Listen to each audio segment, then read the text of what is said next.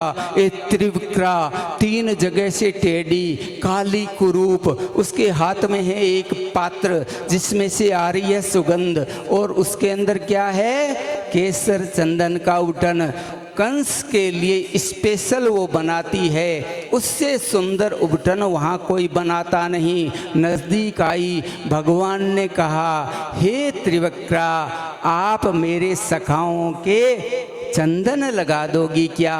उसने भगवान को देखा, निहाल हो गई, उसने हामी भरी, सब सखाओं के केसर चंदन लगाया। फिर भगवान ने उसे पुकारा और एक ऐसे संबोधन से पुकारा, वो निहाल हो गई, माला माल हो गई। भगवान ने कहा, सुंदरी। और जो ही ये नाम सुना, जीवन में पहली बार काली कुरूप, तीन जगह से टेढ़ी, उसे कौन सुंदरी बोले। लेकिन जो ही भगवान ने कहा सुंदरी, वो महाराज बोल उठी, आंखों में झरझर नीर बहते हुए कहने लगी, अरे महाराज, मैं काहे की सुंदरी, कैसी सुंदरी? भगवान ने कहा, नजदीक आओ, मेरे उबटन लगाओ। उबटन लगाया, भगवान ने उसके पैर पे अपना पैर रखा, ठुड्डी पर दिया, झटका देते ही वो कुब्जा त्रिभुवन सुंदरी बन गई। उससे ज्यादा सुंदर दुनिया में कोई नहीं। ऐसी त्रिभुवन सुंदरी, भगवान जिसको सुंदर बनाना चाहे वो तो सुंदर बन ही जाता है। तत्पश्चात वो कंस के यहाँ गई और कंस ने कहा, उबटन नहीं लाई। तो कहा, महाराज, आज से आपकी नौकरी बंद, अब आपकी दासी नहीं, आपकी दासी थी, अब नहीं हूँ। क्यों? किसकी दासी है? बोले, जो टेढ़ों को सीधा बनाता है वो कृष्ण बलराम आ गए हैं, उनकी ही दासी हूँ। उसके बाद में भगवान आगे बढ़े हैं, वहाँ पर एक धनुष रखा है, धनुष को भगवान ने उठाया है, तोड़ दिया है। उस धनुष के बारे में लिखा है, जो धनुष भंग करेगा वो कंस का काल होगा। सब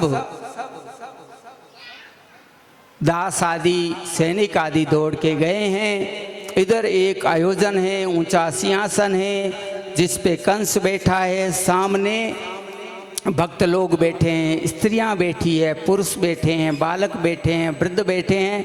इधर भगवान आ रहे हैं, इधर कंस ने व्यवस्था कर रखी है, कुबलिया पीढ़ हाथी, जिसके अंदर 10,000 हाथियों का बल है। उसे कहा है उसके महावत को कि यदि कृष्ण बलराम आए तो उनको मार देना।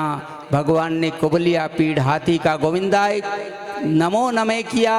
उससे पूर्व सल, तोसल और मुष्टिक चाणूर नाम के 4 पहलवान हैं, भगवान ने उनको भी उनके धाम पहुंचाया। एक एक मुष्टिक प्रहार में उनका भी गोविंदाय नमो नमः किया। तत्पश्चात भगवान आगे बढ़ रहे हैं, तो वहाँ जितने भी लोग बैठे हैं सबको भगवान अलग अलग रूपों में दिखाई दे रहे हैं। जो भक्त हैं उनको लग रहा है भगवान आ रहे हैं। पिता की उम्र के जो लोग बैठे हैं उन्हें लगता है मेरा पुत्र आ रहा है। स्त्रियां बैठी है, उनको लगता है कामदेव का अवतार आ रहा है। जहाँ पर पहलवान बैठे हैं उन्हें लगता है महापहलवान आ रहा है। और वहाँ पर जो दुष्ट बैठे हैं उन्हें लगता है कि ये बहुत बड़ा हमारा दुष्ट आ रहा है। लेकिन जो ज्ञानी बैठे हैं उन्हें लगता है ब्रह्म आ रहा है। और कंस को लग रहा है कि मेरा काल आ रहा है। जिसने जैसी भावना की वैसी ही प्रभु की मूर्त दिखी। भगवान आगे बढ़े, आगे बढ़ करके लपक करके उस सिंहासन पर पहुँचे और कंस को पकड़ा, उसके केसों को पकड़ा। कंस ने कहा, मेरा दर्द हो रहा है, कष्ट हो रहा है। भगवान ने कहा, तूने मेरी माँ देवकी के भी बालों को पकड़ा था, तब क्या कष्ट नहीं हुआ था? याद कर, अब तेरे पापों का घड़ा भर गया है। भगवान ने उसे सिंहासन से नीचे गिराया, छाती पर चढ़ बैठे और एक मुष्टिक प्रहार से ही उसका गोविंदाय नमो नमः कर दिया। देवताओं ने फूलों की वृष्टि की है, गंधर्वों ने दुंदुभियां बजाई है। महाराज, इस धरती से पाप का सफाया हुआ, अधर्म मिटा, धर्म की संस्थापना हुई। तत्पश्चात भगवान ने उग्रसेन जी को कारावास से बाहर निकाला, उग्रसेन जी का राज तिलक किया। फिर कृष्ण और बलराम का यज्ञोपवीत संस्कार हुआ। उज्जैन के अंदर संदीपन ऋषि के यहाँ शिक्षा प्राप्त की। 64 दिन में 64 कलाओं में निष्णात हुए। गुरु दीक्षा दी। गुरु ने पूछा, आपकी अब पढ़ाई पूर्ण हो गई? तो भगवान ने कहा, गुरु दक्षिणा लीजिए। तो कहा, मुझे तो कुछ नहीं चाहिए, गुरु माता से पूछो। गुरु माता से पूछा तो उन्होंने कहा, हे कृष्ण, मेरा भी एक बेटा था, अगर आज जिंदा होता तो तुम्हारे इतना ही होता। उसे एक दैत्य ले गया था समुद्र में। भगवान ने कहा, उस बेटे को मैं लाऊंगा। भगवान गए, वहाँ पर एक राक्षस है जिसका नाम है पांचजन। बेटा तो मिला नहीं, पांचजन का शंख लेके आए। तब से भगवान के शंख का नाम है पांचजन्य शंख। भगवान यमराज के पास गए, बेटे को मांग के लाए, गुरु माता को दिया। गुरु माता ने आशीर्वाद दिया।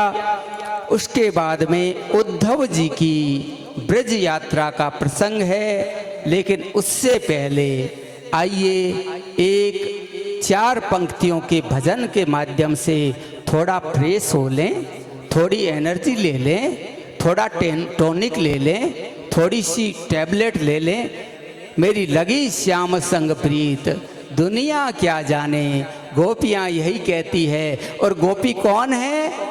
जो समस्त इंद्रियों से भगवत रस का पान करे, उसी का नाम गोपी है। तत्पश्चात हम गोपी उद्धव संवाद में जाएंगे और फिर रुक्मणी जी के साथ भगवान के विवाह का मंगल प्रसंग सुनाएंगे। मेरी लगी श्याम संग प्रीत, दुनिया क्या जाने। मेरी लगी श्याम संग प्रीत, दुनिया क्या जाने। मुझे मिल गया, मुझे मिल गया मन का मीत, दुनिया क्या जाने। मुझे मिल गया मन का मीत, दुनिया क्या जाने। क्या जाने कोई क्या जाने, क्या जाने कोई क्या जाने, क्या जाने कोई क्या जाने। मुझे मिल गया, मुझे मिल गया मन का मीत, दुनिया क्या जाने। मुझे मिल गया मन का मीत, दुनिया क्या जाने। श्याम संग प्रीत, दुनिया क्या जाने।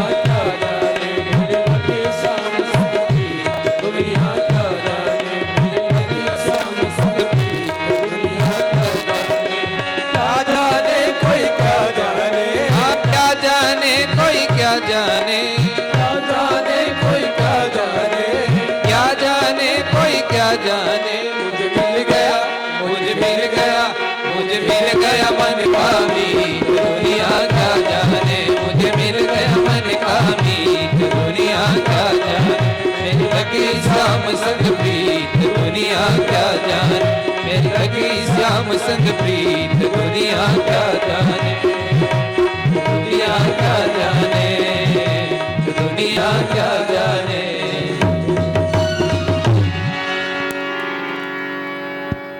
बोलिए श्याम सुंदर भगवान की जय हो।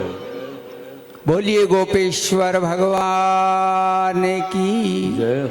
बोलिए गोपियों के नाथ की जय हो। बोलिए गोवर्धन नाथ की जय हो। बोलिए हम सब के नाथ की। बहुत सुंदर आप कथा का श्रवण कर रहे हैं। जगह कम पड़ रही है, नाचने वाले बहुत ज़्यादा है, लेकिन मन ही मन में नचाओ अपने मन मयूर को और भगवान की भक्ति को, भगवान के नाम को, भगवान की लीला को, भगवान के धाम को, भगवान के रूप को अंदर कैद कर लो और उसी का दर्शन करो। मैं एक विशेष बात बताना चाहता हूँ आपको। जब भी आप घर से कहीं बाहर निकलें तो मेरे भाई बहन अपने घर में जो भगवान है ना, उनकी फोटो खींच लें। आजकल तो मोबाइल की बड़ी सुविधा है, वो पास में रखें। आप सफ़र में कहीं जा रहे हैं, कहीं पर भी दूरस्थ जा रहे हैं, वो भगवान आपके साथ रहेंगे। जिन भगवान की, जिस विग्रह की आप रोजाना पूजन करते हैं, सेवा करते हैं, उनका फोटो आपके साथ होगा, आपके पर्स में होगा, आपकी जेब में होगा, तो बस समझ लो भगवान आपके साथ है। भगवान तो वैसे हृदय में है, सब जगह है, लेकिन हमें एक रूप का आधार चाहिए, एक स्वरूप का सहारा चाहिए, इसलिए उस फोटो को साथ में रखें। कल से कथा का समय दोपहर 2 बजे से रहेगा। कल कथा का विश्राम दिवस है, विराम दिवस है, तो 2 बजे से कथा रहेगी, फिर हवन आदि का कार्य रहेगा। समय का ध्यान रखें। 2 बजे से पहले ही आके अपनी सीट रिजर्वेशन करा ले महाराज, नहीं तो फिर वेटिंग।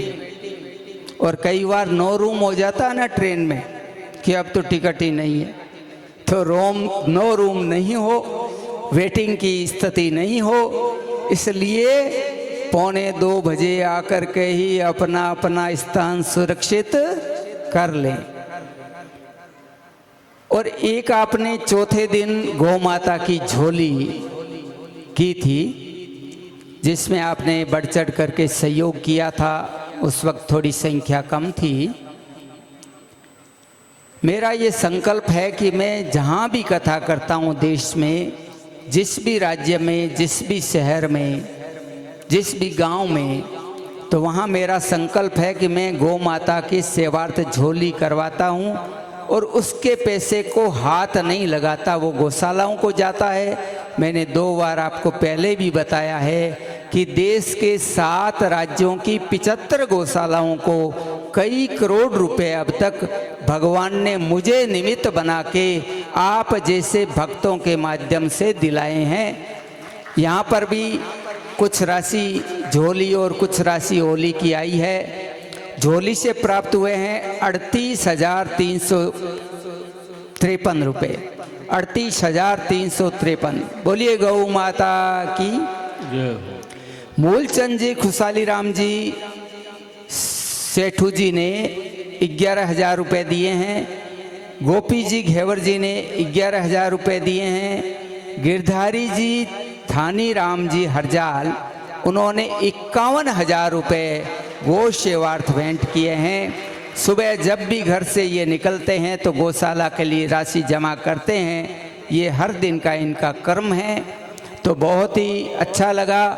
ये राशि कल आप सबके सामने ही सबका विचार है कि मडला राजस्थान, जहाँ पर ये गौशाला बाल कन्हैया गौशाला के नाम से संचालित है, ताराचंद जी सोमेरी का बहुत बड़ा योगदान है और ज़मीन का दान 10 बीघा श्री बाबूलाल जी ने दिया है। और अभी जो संचालन हो रहा है, बड़े बड़े, मैं देख के आया था, सुंदर वृक्ष है, उसमें बड़े बड़े झाड़ है, अच्छी व्यवस्था है, गोडाउन आदि बने हुए हैं और गायों के लिए टीन शेड आदि की व्यवस्था है।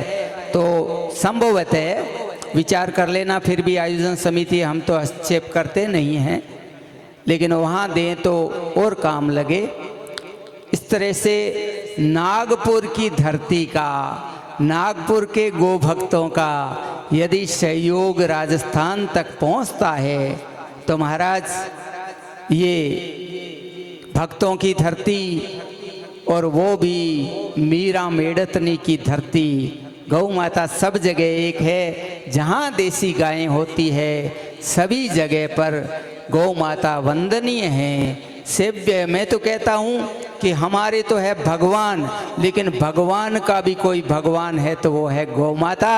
ऐसी गौ माता के लिए आपने इतना पुरुषार्थ किया है, सहयोग किया है। एक बार पुनः आपको बहुत बहुत आशीर्वाद, बहुत बहुत साधुवाद देता हूँ।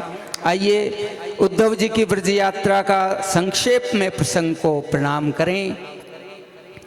एक दिन भगवान श्री कृष्ण ने कहा उद्धव से, जो कि मंत्री भी है, भगवान का सखा भी है, कि मुझे ब्रज की बहुत याद आ रही है।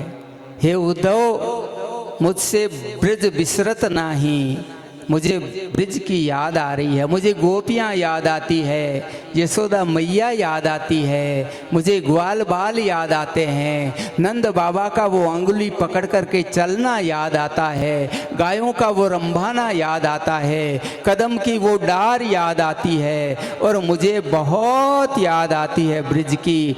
तुम जाओ और मेरा संदेशा लेके जाओ। तो एक दिन उद्धव जी, जो कि भगवान श्री कृष्ण जैसे ही लगते हैं, सांवले सलोने, वो जा रहे हैं, लेकिन भगवान ने कहा मेरी कारी कमलिया लेके जा, मेरी बांसुरी लेके जा, मेरे मोर पंखों को लेके जा, नहीं तो तेरे से कोई बात नहीं करेगा। तो वहाँ पर उद्धव जा रहे हैं, रथ को सजाया है, और उस रास्ते से, जिस रास्ते से भगवान गए थे, वहीं ब्रजवासी हमेशा खड़े रहते हैं। सुबह से शाम हो जाती है, शाम को जाते हैं, आज भी कन्हैया नहीं आया।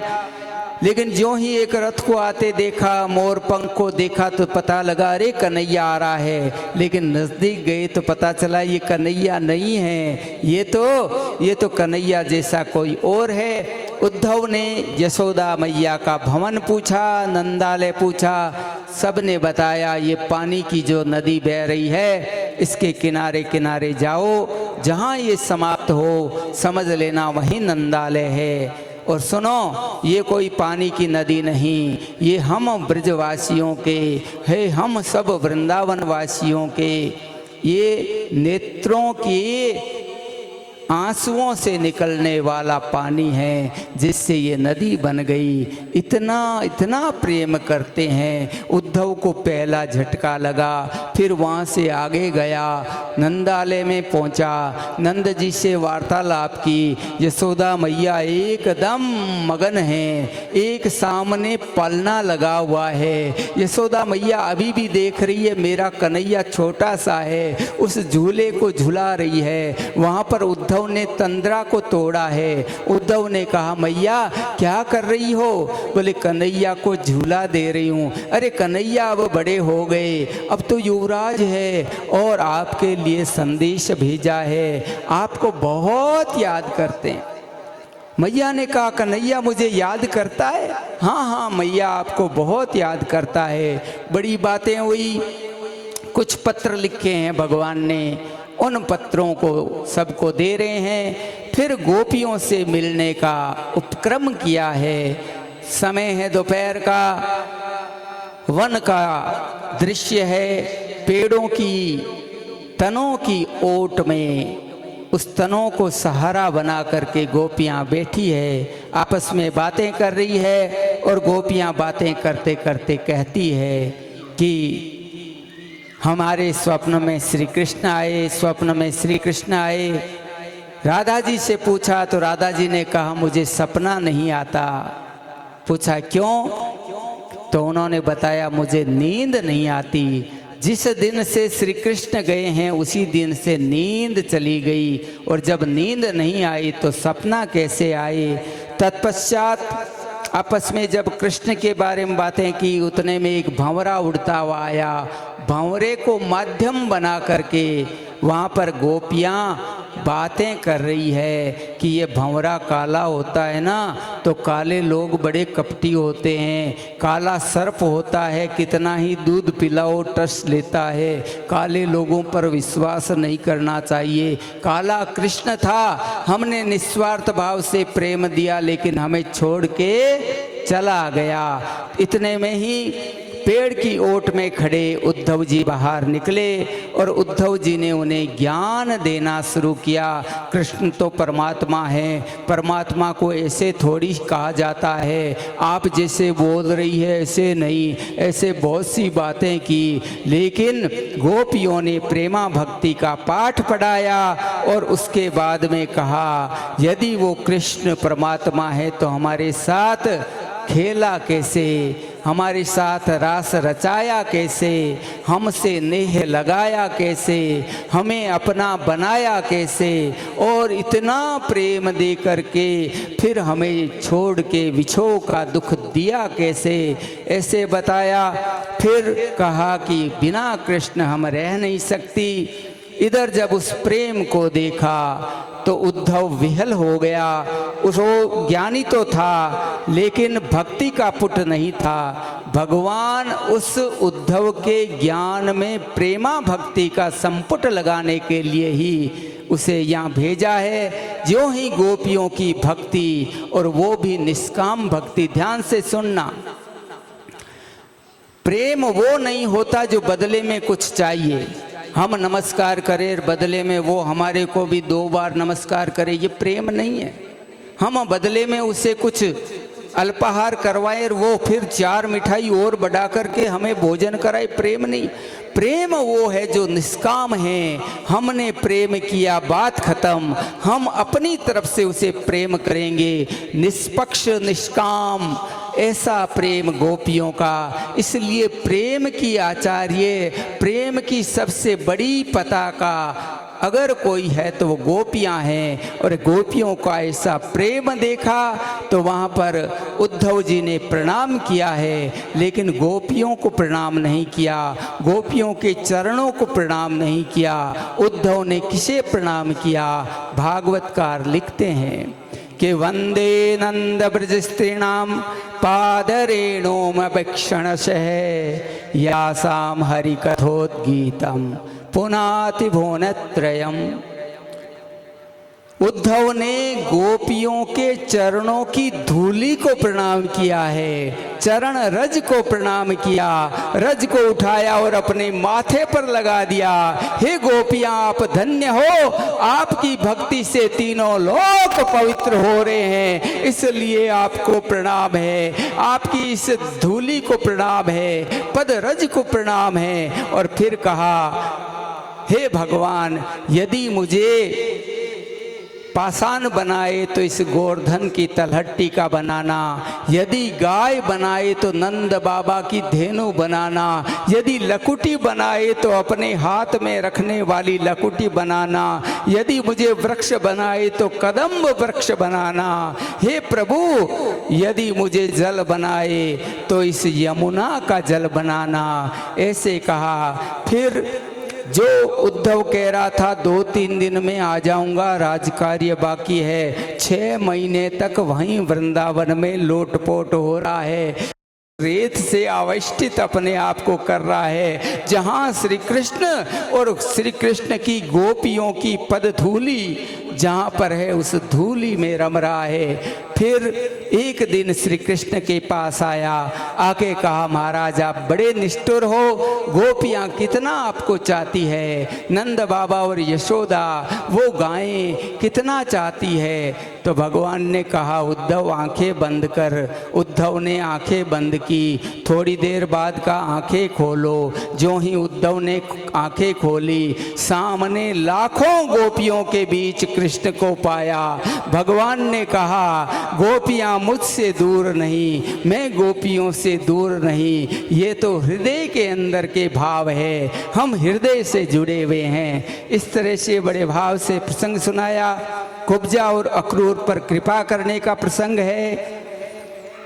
अक्रूर जी की हस्तिनापुर की यात्रा है, जरासंध से युद्ध है, द्वारकापुरी का निर्माण है, कालियवन का भस्म होना है, मुचुकुंद महाराज की कथा है। और तत्पश्चात हम उस प्रसंग में प्रवेश कर रहे हैं जिस प्रसंग में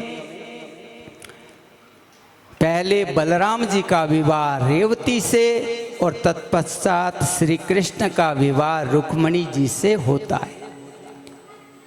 बोलिए भक्त और भगवान की जय। तो महाराज श्री सुखदेव जी महाराज से राजर्षि परीक्षित ने पूछा, हे प्रभु वो प्रसंग सुनाइए ना जिसमें भगवान का रुक्मणी मंगल का प्रसंग आता है। मैंने सुना है कि रुक्मणी का भाई श्री कृष्ण से रुक्मणी का विवाह करना ही नहीं चाहता था, तो फिर कैसे विवाह हुआ, क्या क्या घटनाएं घटी, हमें बताइए। तब वहाँ कहते हैं कि राजा आशीद भीष्मको नाम विदर्भ अधिरपतिर महान, तस्या पंचा भवन पुत्रा कन्यका च वरानना। विदर्भ में एक राजा हुए हैं जिसका नाम है भीष्मक, और उनके 5 बेटे और 1 बेटी है। बेटी का नाम है रुक्मणी और बेटों का नाम है रुक्मी, रुक्मरथ, रुक्मबाहु, रुक्मकेश और रुक्ममाली। ये रुक्मणी शुरू से ही भक्तों संतों से सुन सुन करके भगवान को अपना सर्वस्व सौंप चुकी है, भगवान को ही अपना सब कुछ मानती है। इसलिए वो चाहती है भगवान मुझे पति रूप में मिले। लेकिन रुक्मणी का जो भाई है रुक्मी, वो शिशुपाल से रुक्मणी का विवाह करना चाहता है। एक दिन का समय हुआ, वागदान हो गया, सगाई हो गई। किससे? शिशुपाल से। किसकी? रुक्मणी की। रुक्मणी को कुछ भी अच्छा नहीं लगता, न भोजन अच्छा लगता, न जल अच्छा लगता, वो तो केवल कृष्ण कृष्ण कृष्ण ही कर रही है। एक दिन उसने एक उपाय किया कि जो दिन नियुक्त था कि भी इस दिन हम विवाह करेंगे शिशुपाल के साथ रुक्मणी का, उस दिन से पहले एक पत्र लिख करके भेजा है रुक्मणी ने एक ब्राह्मण के हाथ भगवान श्री कृष्ण के पास। और कहते हैं कि वो जो पत्र लेकर के ब्राह्मण गया था वो अयाचक था, और पालीवाल समाज भी अयाचक है। अयाचक उसे कहते हैं जो कोई याचना नहीं करता, कुछ मांगता नहीं। और वो जो ब्राह्मण था वो हमारा पालीवाल वंशीय ब्राह्मण था। उसने भगवान श्री कृष्ण से रुक्मणी का मिलन करवाया। 7 श्लोकों में पत्र लिखा है। उस सप्तपदी के अंदर सबसे पहले लिखा है कि श्रुत्वा गुणान भुवन सुंदर श्रवणम तामते निर्विश्य कर्ण विवरेर हतोर अंग तापम। महाराज मैंने सुना है, देखो भक्ति का प्रथम अंग है सुनना, श्रवण। श्रुत्वा भुवन, मैंने आपके बारे में सुना है। क्या सुना है? गुणों को सुना है। सुन सुन करके आपकी ही हो गई हूँ। अब आपके सिवा मुझे और कोई दूसरा नहीं चाहिए। मुझे आप ले जाइए और मैं आपको पति रूप में वर्ण करना चाहती हूँ। और सुनो, एक शेर के होते हुए कोई गीदड़ किसी शेरनी को ले जा सकता है क्या? शेर कहा है भगवान श्री कृष्ण को, गीदड़ कहा है शिशुपाल को, शेरनी कहा है स्वयं को लिख दी। और फिर कहा हमारे कुल की रीति है कि विवाह से एक दिन पूर्व गौरी माँ का पूजन होता है। मैं पूजन करने के लिए शहर से बाहर बने हुए मंदिर में आऊँगी, आप आना और मुझे ले जाना। ये दुनिया का फर्स्ट लव लेटर है मेरे भाई बहन। इससे पहले किसी ने अपने प्रियतम को लव लेटर नहीं लिखा। ये प्रेम पाती है, ये जीव की भगवान के चरणों में अरदास है, विनय है, प्रार्थना है। और यहाँ पर रुक्मणी प्रार्थना करते हुए 7 श्लोक में 7 बातें, जिसे सप्तपदी कहते हैं, और विवाह में भी सप्तपदी होती है। तो वहाँ पर लिखा है, हे प्रभु आइए और मुझे ले जाइए, नहीं तो मैं किसी से विवाह नहीं करूंगी, आजीवन अविवाहित रहूंगी। उसके बाद में जो ही वो ब्राह्मण गया, श्री कृष्ण को पत्र दिया। पत्र पढ़ते ही महाराज झटपट तैयार हुए, दारुक को कहा और महाराज रथ सजाया। भगवान के रथ में 4 घोड़े जुते हुए हैं, सेव्य, सुग्रीव, वेग पुष्प और बलाहक। ये 4 बलशाली घोड़े भगवान के रथ में भगवान सारथी के रूप में आगे बैठे हैं, पीछे ब्राह्मण देवता को बिठाया है। इधर वो समय आ गया है जब रुक्मणी अपनी 10,000 सखियों के साथ गौरी माँ का पूजन करने आ रही है। 1000 सैनिक उनकी सुरक्षा में नियुक्त है। इधर गौरी माँ का पूजन करने रुक्मणी मैया अंदर गई है और वहाँ पर जो ही पुष्प चढ़ाया, वही पुष्प रुक्मणी जी के गोद में आके गिरा। यानी एक माँ ने दूसरी माँ को आशीर्वाद दिया है, तथास्तु ऐसा ही होगा, तुम्हारा मनोरथ पूर्ण होगा। इधर महाराज जो ही बाहर आई है रुक्मणी, हाथ में माला है, सामने से कृष्ण आ रहे हैं। जो ही कृष्ण को देखा 1000 सैनिक मोहित हो गए हैं। कोई भगवान के कुंडल को देख रहा है, कोई भगवान के मुकुट को देख रहा है, कोई सुंदर मुखारविंद को देख रहा है, कोई सुंदर चिबुका को देख रहा है, कोई सुंदर नासिका को देख रहा है, कोई सुंदर पीतांबर को देख रहा है, कोई सुंदर चरण पादुका को देख रहा है, कोई मणियों के कुंडल इस कंगन को देख रहा है। अलग अलग देख रहे हैं, सब मोहित हो रहे हैं। और वो जो आया है ना, वो ना गोरा है ना काला है, वो जग से निराला है, सब मोहित मूर्छित। इधर महाराज रुक्मणी आगे बढ़ी, भगवान के गले में माला पिराई और भगवान ने उसको गोद में उठाया, रथ में बिठाया, ले गए। और जो ही ले गए तो एक सैनिक की मूर्छा टूटी, वो होश में आया, अरे हम यहाँ क्यों खड़े हैं? तो दूसरे सैनिक ने कहा रुक्मणी जी की सुरक्षा में खड़े हैं। तो तीसरे ने कहा रुक्मणी कहाँ है? चौथे ने कहा रुक्मणी मंदिर में है। पांचवें ने कहा मंदिर में नहीं है। तो छठे ने पूछा कहाँ है? सातवें ने कहा बताऊं? हाँ बताओ।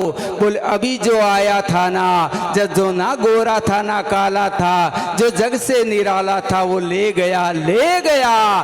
तो कहा अगर वो ले गया तो बताया क्यों नहीं? कि बताया इसलिए नहीं कि जोड़ी बड़ी सुंदर थी, उससे ज्यादा सुंदर जोड़ी कोई हो नहीं सकती। भगवान लक्ष्मी नारायण की जोड़ी, भगवान श्री कृष्ण और रुक्मणी की जोड़ी, शक्ति और शक्तिमान की जोड़ी से ज्यादा सुंदर और कौन हो सकता है? इस तरह से बड़ा सुंदर प्रसंग सुनाया। इधर भगवान जब रथ में बिठाल के ले जाने लगे, पीछे से रुक्मी, शिशुपाल आदि आए, युद्ध हुआ। पीछे से बलराम जी भी सेना की टुकड़ी लेके आ गए। युद्ध में रुक्मी परास्त हो गया। रुक्मी ने एक प्रतिज्ञा की थी कि अगर मैं रुक्मणी को वापस नहीं ले आ पाया तो मैं कुंडनपुर नहीं आऊँगा। अपनी बहन को वापस ले नहीं पाया तो उसने अपनी प्रतिज्ञा निभाई और भोजकट नाम का नगर बसाया। उसके बाद में द्वारिका में फिर भगवान का सुंदर विवाह हुआ, सुंदर उत्सव हुआ। सब नाचने लगे, गाने लगे, आनंद मनाने लगे। आइए हम भी आनंद मना लेते हैं। आज मेरे श्याम की शादी है, आज मेरे घनश्याम की शादी है। ऐसा लगता है जैसे सारे संसार की शादी है। बोलिए रुक्मणी मैया की, बोलिए कृष्ण कन्हैया की।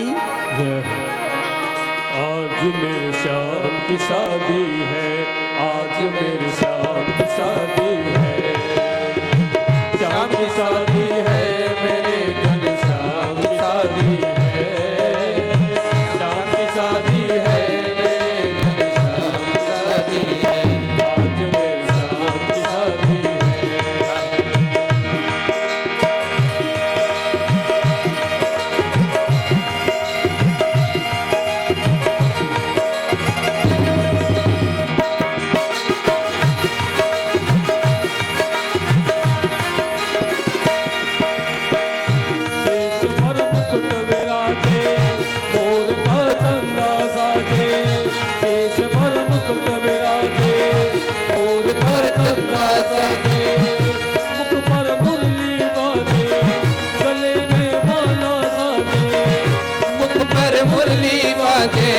गले में माला साधे,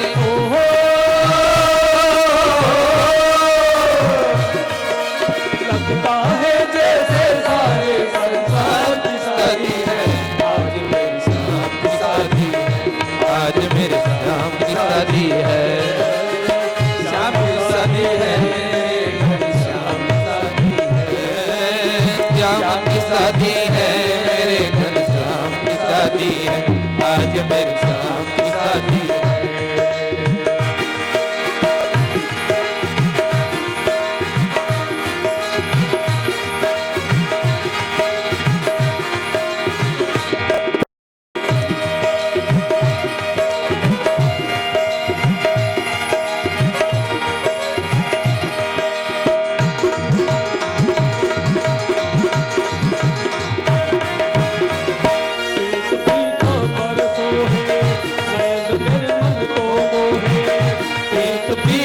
बरसों है नयन मेरे मन को मोहे, बड़ा ही नटखट है ये, कान में कुंडल सोहे।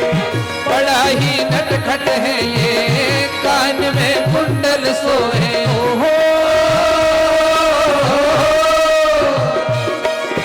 दोनों की जोड़ी को देखो प्यारी सकती है। आज मेरे श्याम की शादी है, आज मेरे श्याम की शादी है। श्याम की शादी है, मेरे घनश्याम की शादी है। श्याम की शादी है, मेरे घनश्याम की शादी है। आज मेरे श्याम की शादी है।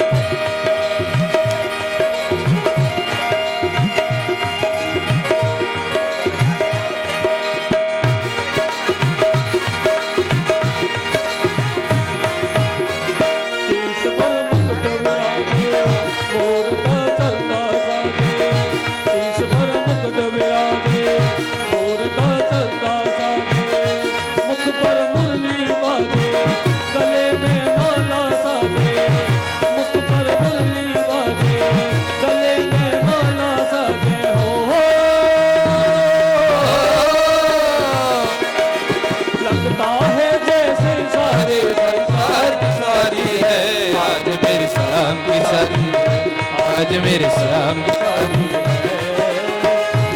शादी है, मेरे घनश्याम की शादी है।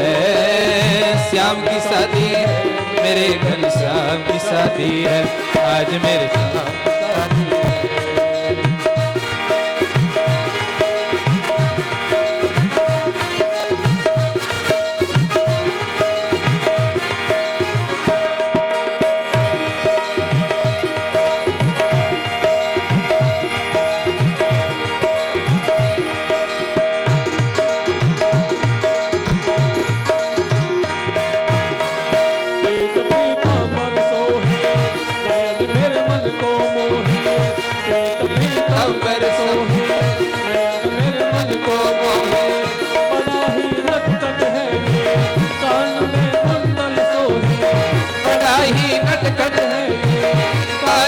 कुंडल सोहे हो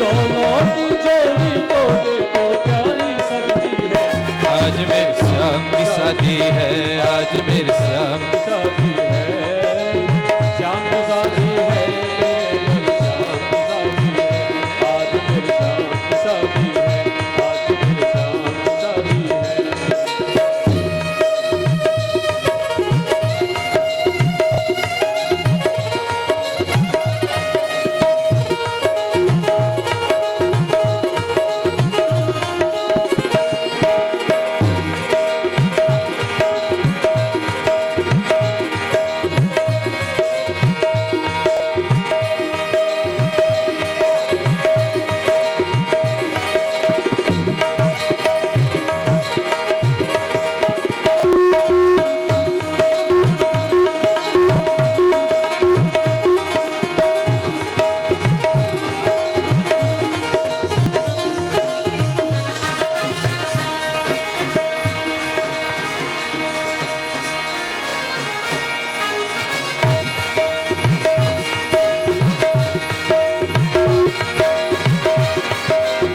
श्याम की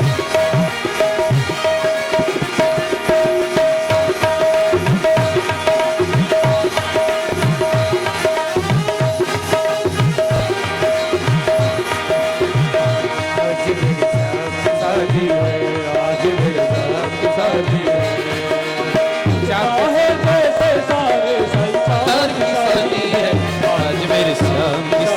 है, आज मेरे श्याम की शादी है।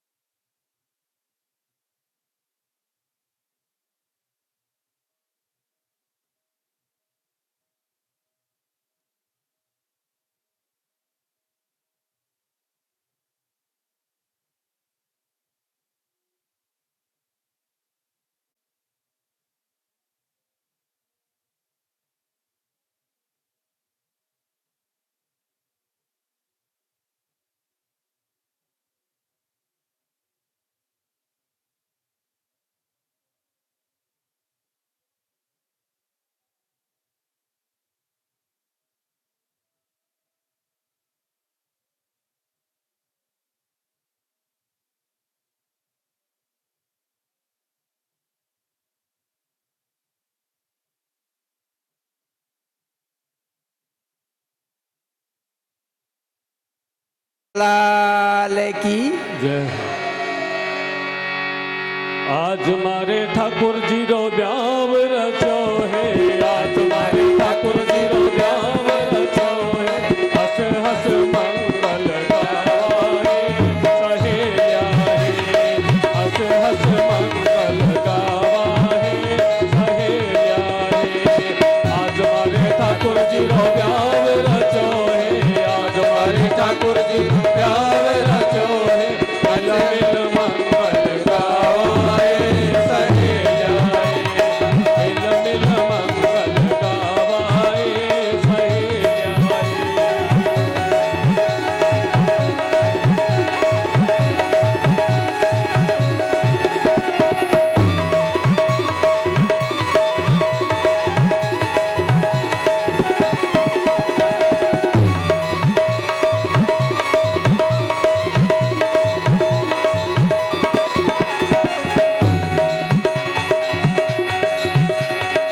आवो सहेलिया आपा चौक पुरावा, आवो सहेलिया आपा चौक पुरावा।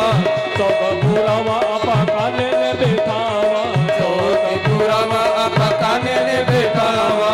गण गण लाड लडावा रे सहेलिया रे, गण गण लाड लडावा रे सहेलिया रे।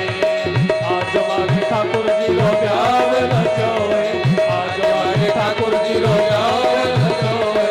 हस हस मंगल गावाए सहेलिया रे, मिल मिल मंगल गावाए सहेलिया रे।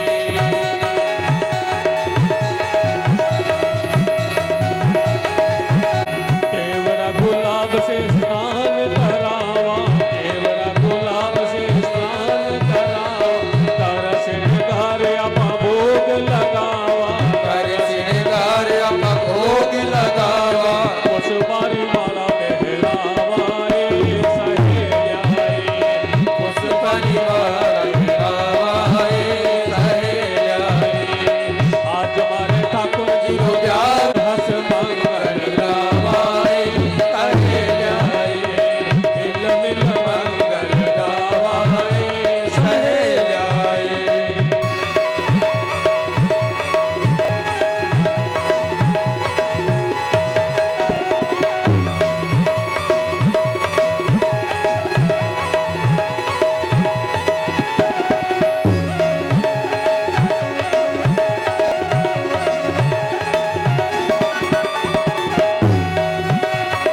माथे ऊपर प्रभु जी के मुकुट लगावा, माथे ऊपर प्रभु जी के मुकुट लगावा। मोर चंद्रिका तिलक सजावा, मोर चंद्रिका तिलक सजावा। रत्न हार पहरावा रे सहेलिया रे, रत्न हार पहरावा रे सहेलिया रे। आज मारे ठाकुर जी रो ब्याव रचो है, आज मारे ठाकुर जी रो ब्याव रचो है। हस हस मंगल गावाए सहेलिया रे, मिल मिल मंगल गावाए सहेलिया रे। बोलमणि मैया की जय हो। रुक्मणी जी के सैया की जय हो। कृष्ण कन्हैया की जय हो, जय हो। शीघ्रता से इस कार्यक्रम को संपादित करवा दें।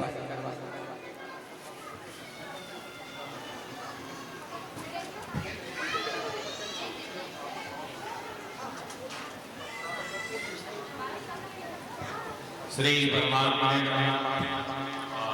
सबसे पहले अपने कानपुर से पधारे अतिथियों को निमंत्रण देता हूं कि वह व्यासपीठ के पास आए और श्री सुरेश जी पालीवाल, श्री सुनील जी पालीवाल, श्री रविंद्र जी पालीवाल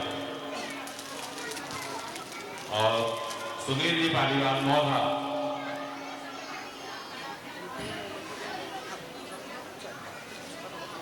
और भी नाम बोल दो, अश्विनी जी, प्रवीण जी, जिनके बोलने हैं।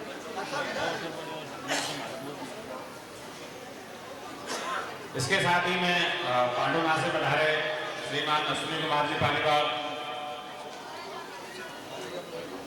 श्री मुन्ना ओझा जी, प्रवीण जी का भी श्री नाम, महेंद्र शर्मा जी, प्रवीण जी का भी तो बोलो। श्री प्रवीण जी पालीवाल, श्री विष्णुजीत जी भगत, जय हो, जय हो, वाह, वाह। डॉक्टर साहब आप बहुत अच्छा काम कर रहे हो और हमें बहुत गर्व है जब हम सोशल मीडिया पे पढ़ते हैं आपके सुंदर कार्यों को और बड़े स्तर पे करते हो आप, राष्ट्रीय स्तर पर आपके धर्म के काम, समाज के काम बहुत अच्छे लगते हैं। ज्ञानानंद जी महाराज बुला रहे हैं कुछ क्षेत्र से 20 अगस्त को ज्ञानानंद जी को बहुत अच्छे गीता मनीषी हैं। वो गीता पे कोई प्रोग्राम कर रहे हैं, गीता संगोष्ठी कर रहे हैं, जीवन में गीता का महत्व, जीवन प्रबंधन में, उसमें वो भी आ रहे हैं। तुम्हारे सुधांशु त्रिवेदी जी राज्यसभा सांसद हैं, यूनिवर्सिटी में बुलाया। हाँ, बहुत अच्छा वक्त है, दोनों गजब गजब, बहुत पकड़ है उनकी, बहुत सुंदर। हाँ लीजिए डॉक्टर साहब।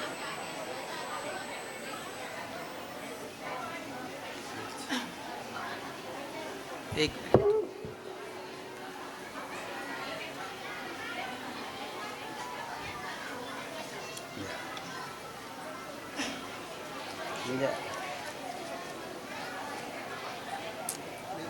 डॉक्टर साहब इधर आओ।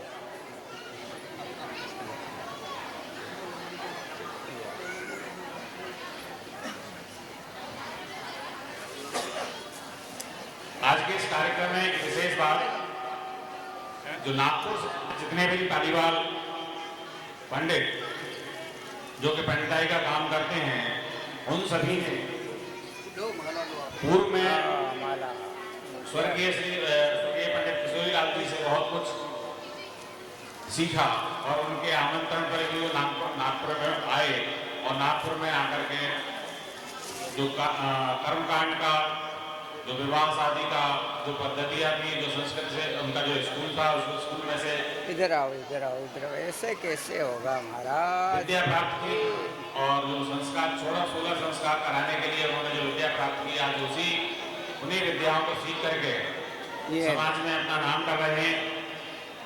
और पहले से लेकर के करीब 25-30 साल पहले से लेकर के अभी तक उनके बाद में उनके पुत्र भी इसी कार्य में सहयोग दे रहे हैं। तैयार रखो ना। उनका आभार प्रकट करने के लिए मैं श्री पंडित जनार्दन जी पालीवाल जी को आमंत्रित करता हूँ कि आप व्यासपीठ के पास आए और सम्मान पत्र ग्रहण करें। मोमेंट गौदान के विषय में जैसा कि व्यासपीठ से बताया गया,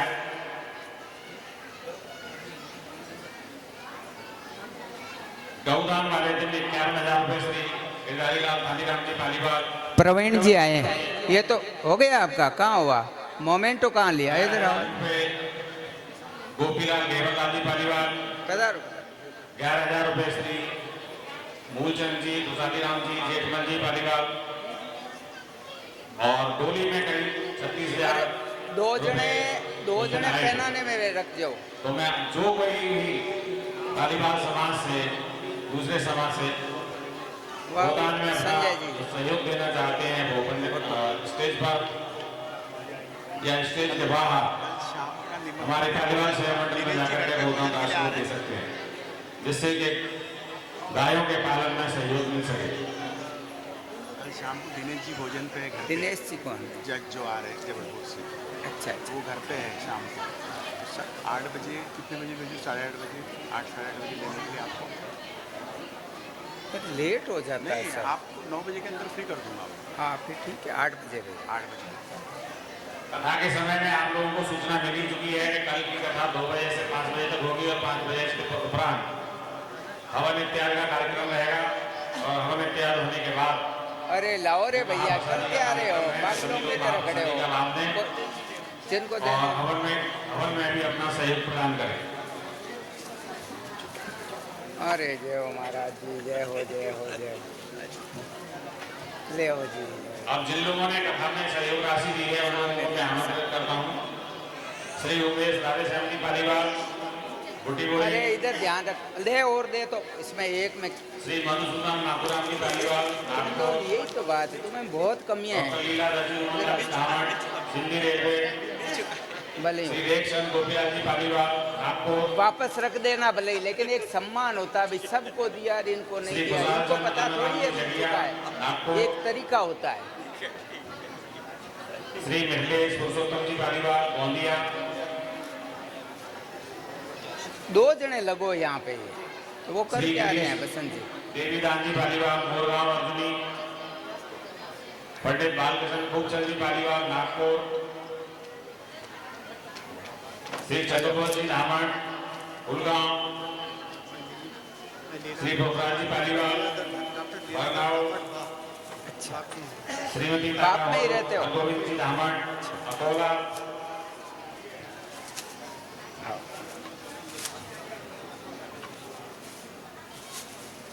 श्री उमाशंकर भूषण जी पालीवाल नागपुर, पंडित मनोज जी पालीवाल मनोज जी हजाल नागपुर, श्री विनोद मोहनलाल जी पालीवाल मोहगांव, मुन्ना भैया ओझा प्लीज व्यासपीठ के पास आए।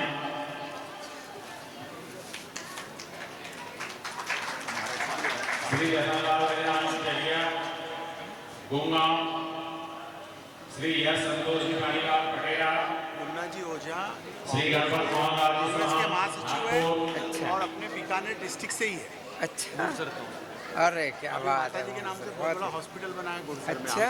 सही सर। हाँ हाँ हाँ, उद्घाटन करने गहलोत साहब आए थे, हाँ मैंने पढ़ा था, बहुत अच्छी बात है। मैं नोखा रहता हूँ।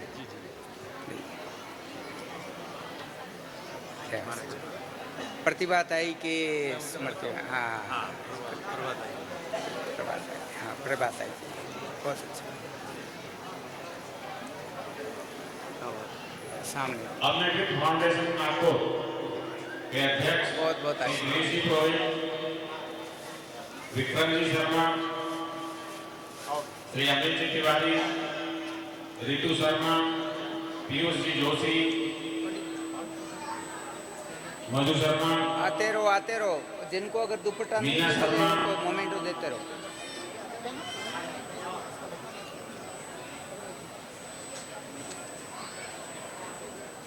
वहाँ खड़े हो जाओ, दुपट्टे बहुत से लेकर के एक जना और पास में रख दो, आते हुए उस सबको दुपट्टा देते रहो, ये आगे आएंगे और उसमें लेते रहेंगे।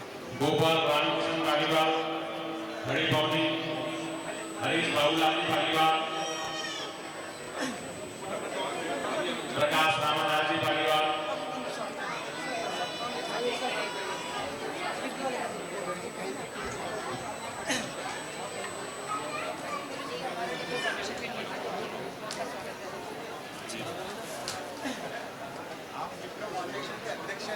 अच्छा, सुशील भाई ओझा मेरे बहुत परम स्नेही है। जब शुरुआत की थी सुशील जी ने, तो हम साथ में ही थे, और अभी भी हमारा सहयोग स्नेह उनके प्रति है, और वो भी हमारे को बहुत स्नेह देते हैं। हमारे ब्राह्मण संगठन द्वारा। अच्छा, जय हो जय। आप विक्रम जी शर्मा। अच्छा, ले वो अध्यक्ष को माला पहनाते हैं। हाँ, जय हो। सामने देखिए सर। बाबूलाल जी पालीवाल, जय हो। आज ये सब 550 प्रसाद अनूप देवी प्रसाद जी शर्मा, बहुत अच्छी बात। इधर आओ विक्रम जी। ली।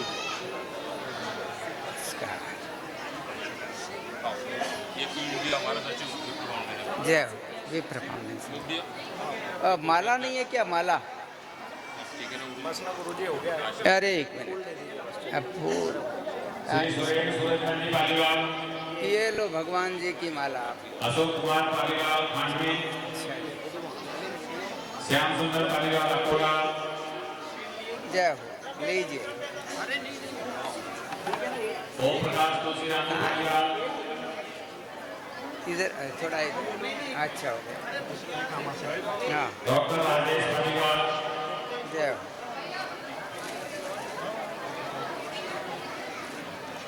आशीष नरेंद्र जी पालीवाल, जय हो। पूरी कथा सुनी? प्रेम जयलाल जी पालीवाल, पूरी कथा सुनी? नहीं सुन पाए? जिनका स्वागत हो गया है आगे आ जाए, दूसरे लोगों को भी पहुंचने दें। किसको देना? सबको? हाँ ले जी, आ जाओ, देते रहो, आते रहो, लेते रहो। बहुत बहुत आशीर्वाद, भगवान आपका खूब मंगल करें, सब मनोकामनाएं पूर्ण हो। ले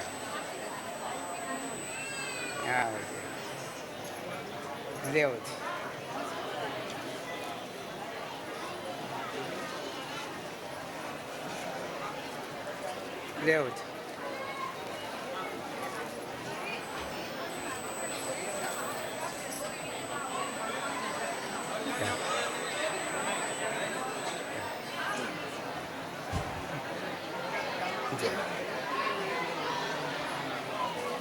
आप फाउंडर मेंबर है, इन्होंने कम से कम 20 साल सेवा करी सेवा मंडल की।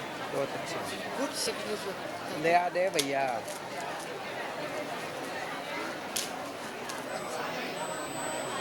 बहुत अच्छा जी, इन्फोसिस में अच्छा, ले आओ,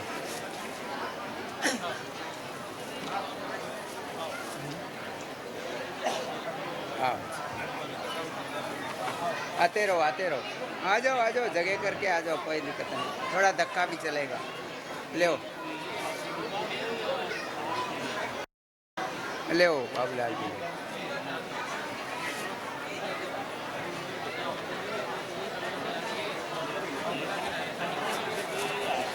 ले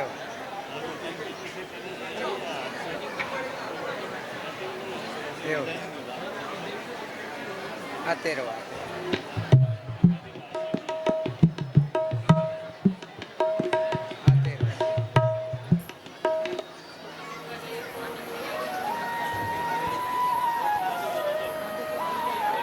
देते रहो,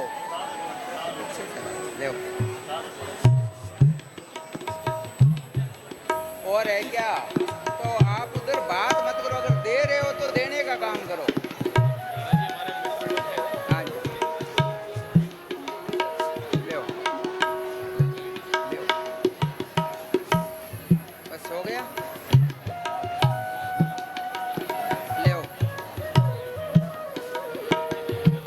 ले महाराज।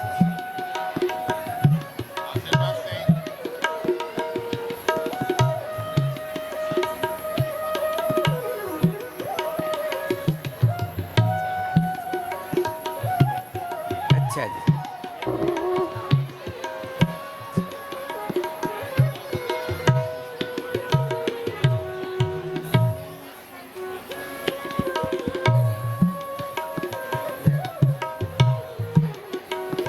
समर्पयामि कर्पूरगौरं करुणावतारं संसारसारं भुजगेन्द्रहारं सदा वसन्तं हृदयारविन्दे भवं भवानी सहितं नमामि।